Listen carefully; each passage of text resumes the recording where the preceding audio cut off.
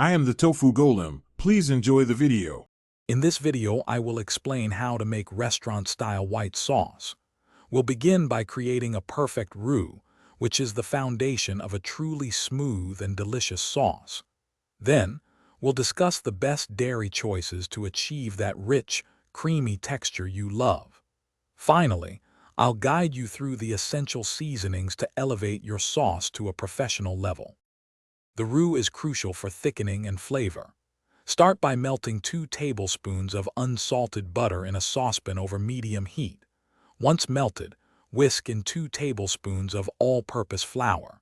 Continue whisking constantly for about 2 minutes until the mixture turns a light golden color and smells slightly nutty.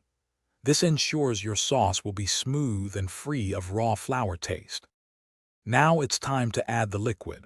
Slowly pour in 2 cups of cold whole milk, whisking continuously to prevent lumps. Keep the heat at medium-low and bring the sauce to a gentle simmer, stirring frequently. As it heats, the sauce will begin to thicken. Continue cooking for 5 to 7 minutes, or until it reaches your preferred creamy consistency. To finish your restaurant-style white sauce, proper seasoning is key. Stir in about 1/2 teaspoon of salt and 1/4 teaspoon of freshly ground black pepper. For an authentic touch, add a small pinch of freshly grated nutmeg. It truly enhances the flavor. Taste and adjust seasonings as needed.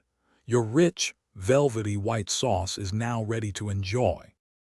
Thanks for watching. Consider subscribing if we helped you today.